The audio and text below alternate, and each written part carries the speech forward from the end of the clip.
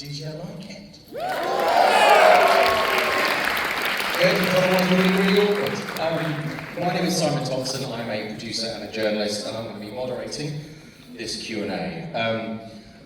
Without further ado, please give a really warm welcome to our panel. First of all, Director and Composer, Flying Lotus.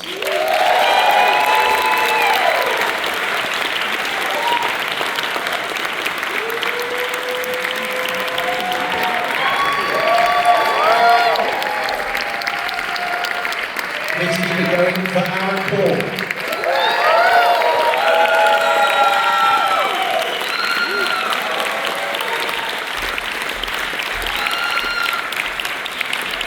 And last but very much not least, Eiza Gonzales.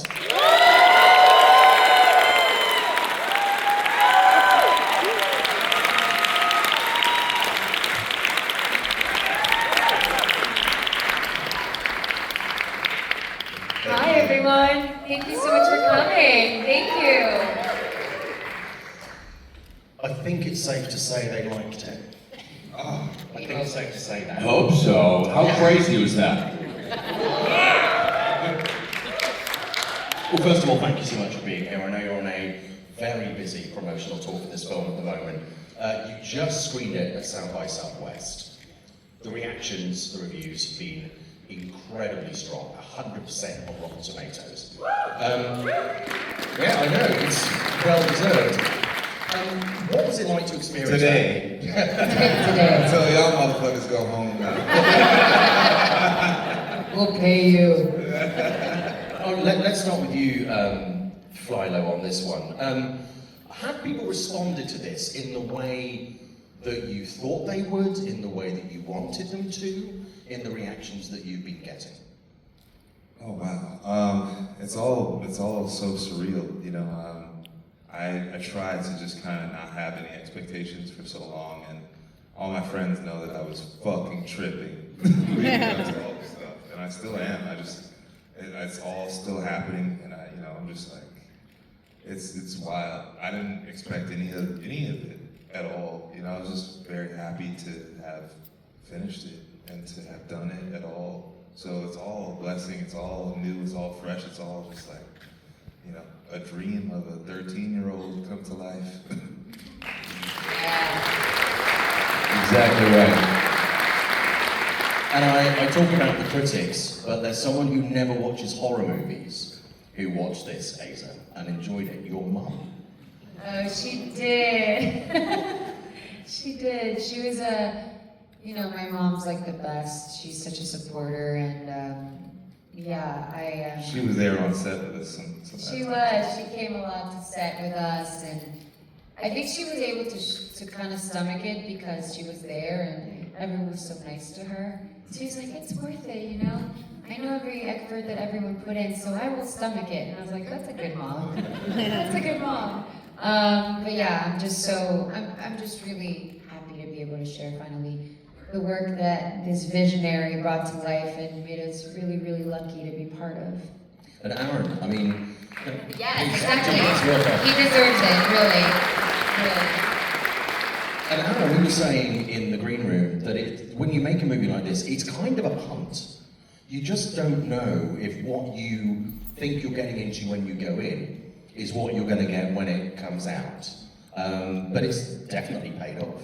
Yeah, I mean, look, it's just such a blessing to be able to tell stories for a living, and to do it alongside my just dear friend Eiza. I've known her for so long, and we just really believed in this brilliant man's vision. You know, it was a big swing, and we were so happy we took the swing with him because we believed in him. And I mean, it's just a wild mind fuck of a journey, and proud to be a part of it.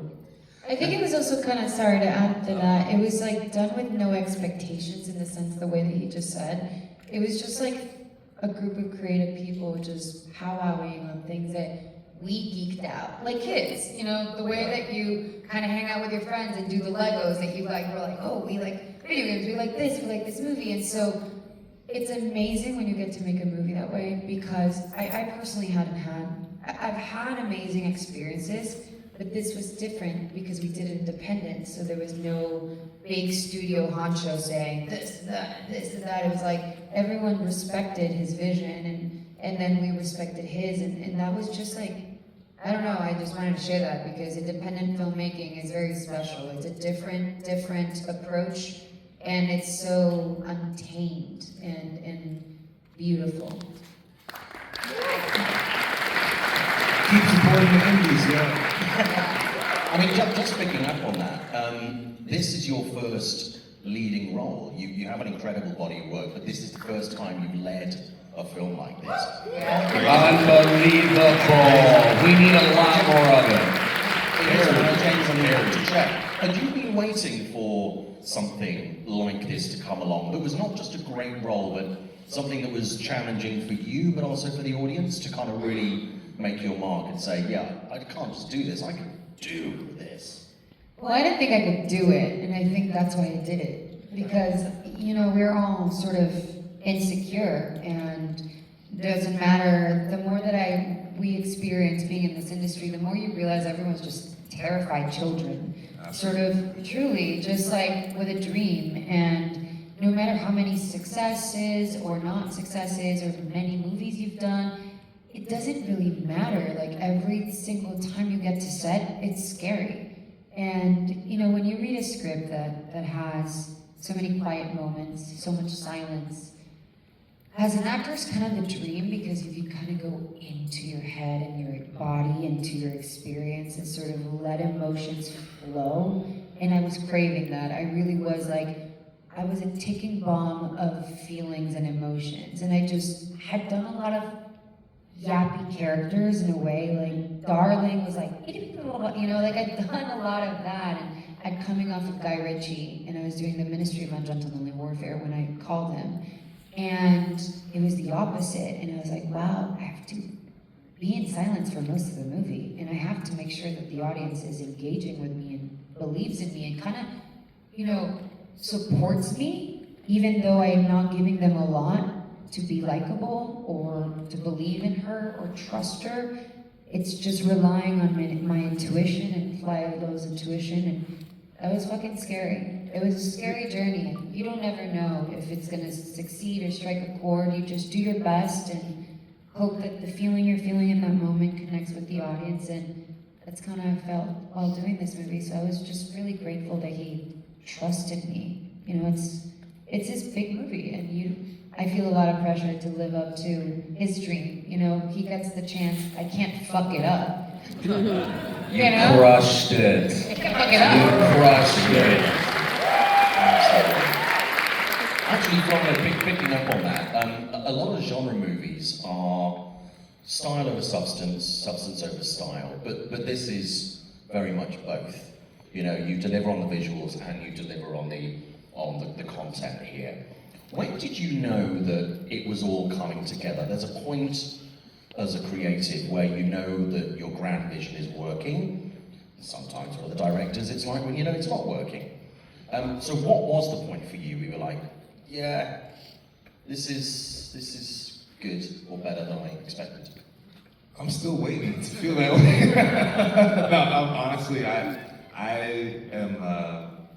I approach this situation super humbly. You know, I'm a student. I'm always learning. There was several ways to try everything that we did, and there were some big swings, things that I didn't know would work. You know, we had a whole Earth sequence for the beginning that we cut like a week before we started filming. Like we cut the whole beginning that we all got familiar with right out of the Earth. Yeah, with my and mom. we were like, it'll still work without it. You know, it's just like there were certain things, and a lot of things we found out in the edit. There was a really crazy scene, well, not really crazy, but a crazy edit that we made where, I'm giving this one away, but the scene when Rhea's dragging the bodies to bury them, we snuck a scene a whole other scene that we had cut out. We snuck the dialogue, Aaron's dialogue, and made it work into that scene, and kind of made the story move along quicker, and you know, just little things that we figured out along the way, and just experimenting. And thankfully, you know, the people we work with, the producers and all the folks around us, were encouraging us to just do all the things. things and try stuff, because we're a small movie. You know, we're not Alien, we're not Interstellar, we know what it is, and they were like, yo, separate yourself. And that's like the best kind of encouragement that I could get, because then I was just like, all right, well, let's try all these different ways forward. There are so many homages in this and kind of paying respect to lots of things that have come before. Now, obviously, a director will come to you and go, these are the influences, but for you guys as the actors, what were the references that you found yourself that you wanted to kind of bring to the table? Because you have a part in that process too, so Aaron, maybe you want to take a lead on that. I mean, I'm such a crazy fan of sci-fi as a whole, horror, but I didn't really like dive into old, films that I fell in love with. When we first sat down with Flylo, he had such a very distinct vision. He shared some visuals that he has already created for like the world, the landscape, the planets, what the sky is going to look like. He had already worked on some music, and it was just there. I mean, he just really set the tone, set the world, and just placed it in our laps, and it was beautiful. Yeah, it was things that we kind of all liked, that we sort of geeked over. Like I remember, Steven remembers, the first time we got on FaceTime, I said, this really reminds me of Silent Hill, and Silent is my favorite video game. And I played it for I love Silent Hill. Played every single Silent Hill. And I think that growing up, I was obsessed with that video game, and I'd always want to make, one of my biggest dreams was that before it got adapted was to adapt Silent Hill. And it just, I love video games, first player kind of open world things, and there was the way that he had envisioned sort of, so it was more about like a vibe. I never say that word right, mind you, I'm Mexican, I'm like vibe, a vibe. We were looking for a vibe here, and we were geeking over a vibe, and it wasn't like a movie, and I think that, people can watch it and be like, I see this, I see that, I see this, I see that, but for us, I mean, it's really hard to make a sci-fi that hasn't been done, and a story that hasn't been done, and visuals, but, I mean, this movie was very, very, very, very, very small budget. The smaller you think, the smaller, the more accurate you are. And so, it's not like we had the chance to be like, oh, we're dreaming of aliens, so, so it was sort of like, what's cool, how can we make, and he'd be like, how can we make this first-person narrative feel like a different moment without having to think too much? And it was like, he was brilliant, like the way that he would use the camera, right? So he would go from first person to second person to third person from outside, and immediately gives texture to a movie, and it immediately makes it feel like bigger and more robust. And it was just having a vision. And so sometimes you just gotta look at your director, and that's about it. Yeah. Yeah, true.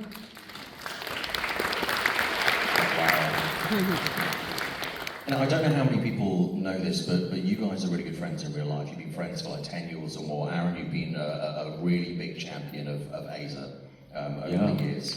Thank you for doing that, because now we're here. Thank you. Champions. Champions. I mean, I'm just so obsessed with her. I met Eiza just right after she moved to LA through mutual friends, and you just cannot help but just adore her. And that was definitely the highlight of this whole experience for me, to be able to, I mean, this was sent to us at the same time, and I hit her up, I go, have you read this yet? And she had it, so we read it at the same time. We both fell in love with the story, and we decided we wanted to sit down with Flylo, and we fell in love with him.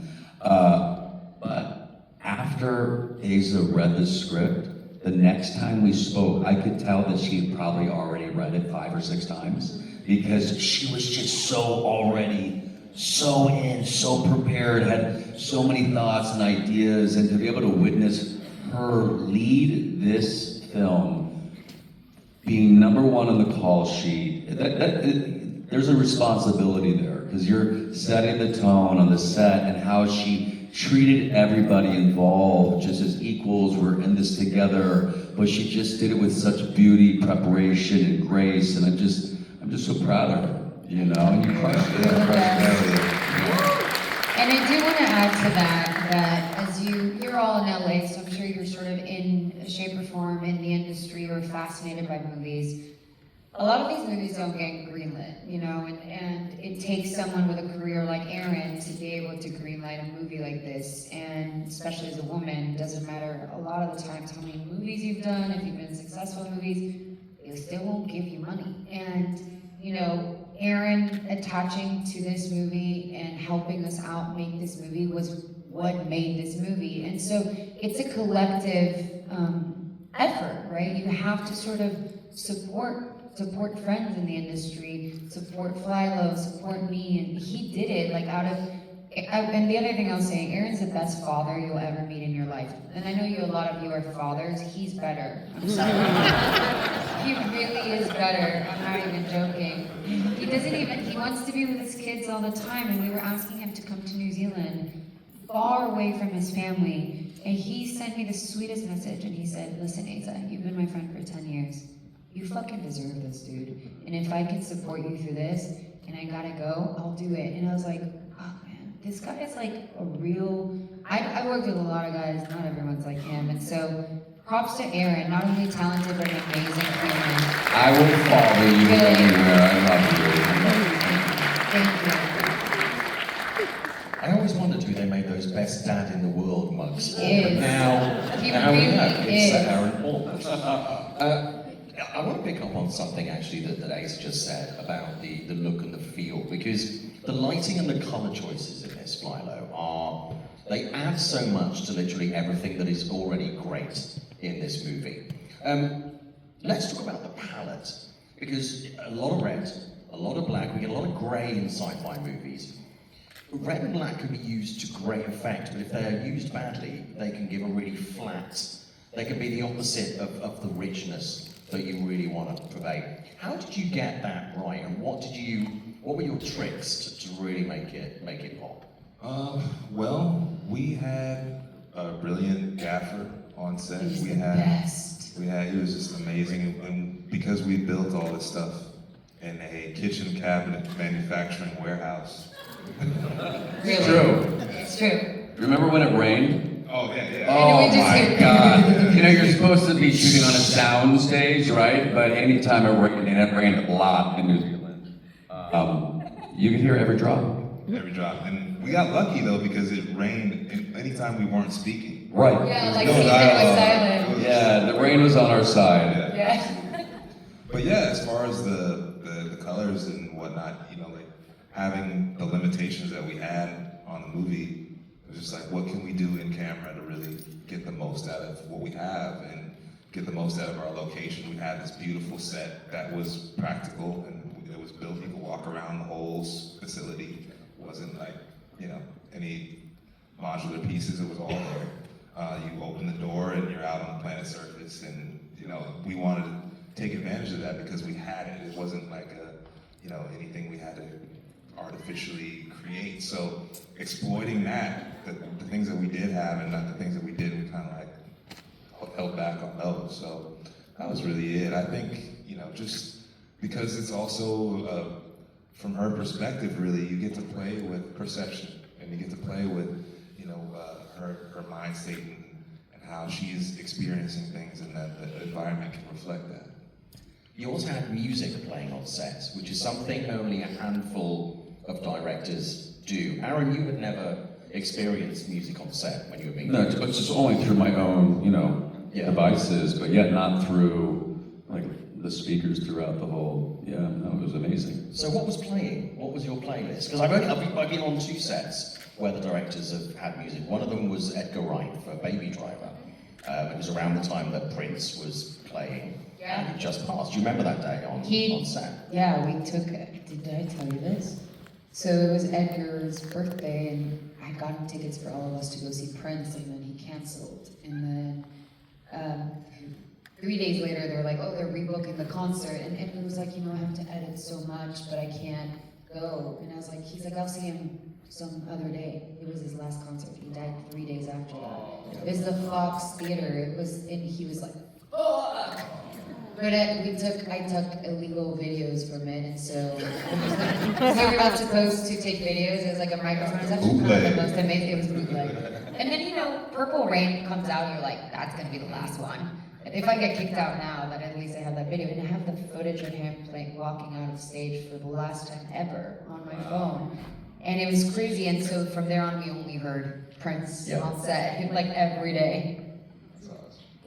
So what did you play? What I played, I just kind of was winging it. I knew some of the things that Aaron liked, so I played some Radiohead in there. Yeah. And then I kind of was like, okay, Radiohead, so we're gonna go like a little bit of late 90s rock, and then play some because we're like on this kind of apocalyptic tip, I'll play some Black Hole Sun. And just like the crew, they were all music heads, so it was just it just kind of helped boost morale. When it was hard, we got to play some tunes, play some, some techno, and if folks were building, moving, it's just a psyop, man. It's I love it. Makes it sound so pleasant. Talking of sounds, there have been so many sounds for aliens in movies, alien creatures. This one's really different, and the sound is beautifully done, by the way. How did you find the sound character for the alien? Not just the stuff, but also the voice, because the entity talks. Well, where do I begin? Yeah, just a lot of squealing, you know what I mean? We mixed it up. Yeah. There's a little bit of him, there's a little bit of some creature-y things going on, Can't give away all that. All the secrets. All the secrets. And also physical effects are great in this as well. You were talking about having physical sets. Oh yeah.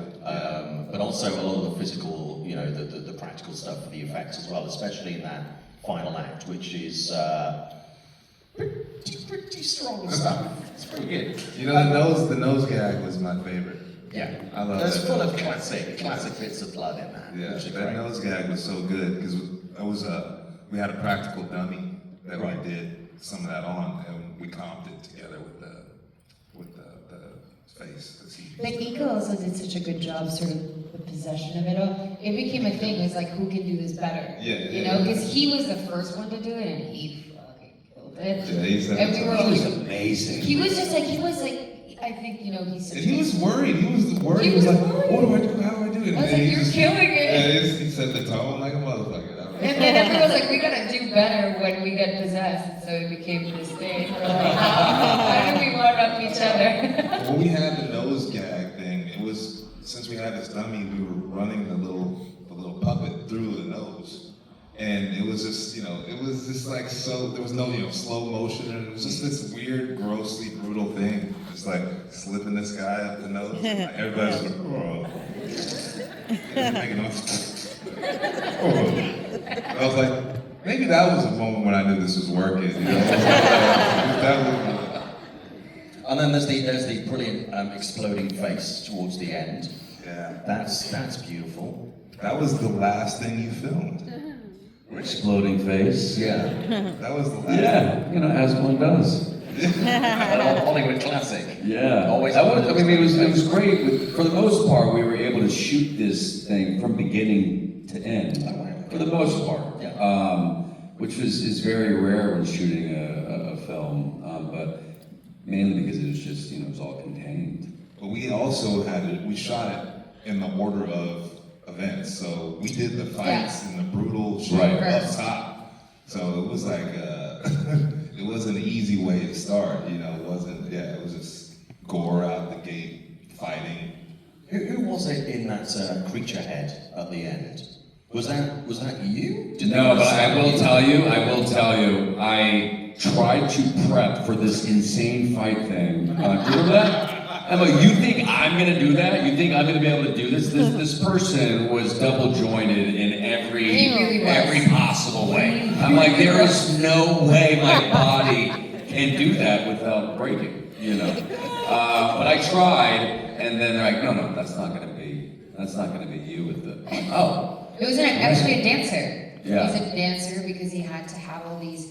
I don't know if you remember, but he has like a backflip that he turns around. Yeah. I mean, only a dancer, a contortionist can do that. But I have some wonderful. I'm waiting for the movie to come out because I have some wonderful BTS photos of him, like sitting there eating a pizza, like with a floppy face. He's like with you know the massage gun. He's just like the face is just flapping like this while he's doing it. Like I'm waiting for like 2 weeks down the line to be able to share those because it's incredible. It was all practical. Yeah. And talking about the practical effects, the creature design, we've seen so many alien entities over the years. How difficult is it to find a unique design for a creature? We're going to close on this one. You know, that might be the best part of doing this, right? It's coming up with the monster and like, what is it going to look like? And because we kind of hit this point where we're, you know, Aaron's character, Ryan, the guy dies getting bludgeoned, you know, in the head. And we had to figure out a way to keep that and still do you know, the Resident Evil upgrade, you know, the next level, final boss thing. And I remember just throwing a bunch of ideas at the wall. You know, there was one version of it where it was like, there was tentacles everywhere and like he was floating off the ground a little bit, and they were just like, yeah, we can't do that. So I was like, okay, what can we do? You know, and I just started coming up with, you know, a few things, and then the effects guys, they were just like, well, you know, we got this head cast that we can do. I was like, dude, yeah, you tell me what we can do. And like, I want to make something that you guys will geek off of, you know? And they were like, well, all right. And they came back with what we had pretty much, and I was like, all right, yeah, should have asked you guys first. I'm guessing that you guys were extremely impressed when you saw the reaction, the actual sort of face for the first time. That must be weird. It's great. It's just always so nice to see everyone's work, you know, put together. Just so much, so many moving pieces. Just so much goes into getting something made, and getting something made is honestly almost impossible. And so we finished the movie a year ago. Almost like a year ago next month. I delivered it already. So A year ago. we've been waiting. Waiting. We've been waiting for this day. Well, we're glad the time is here, although our time here has come to an end, unfortunately. So thank you so much for your time. Thank you all so much. Thank you. Seriously, thank you very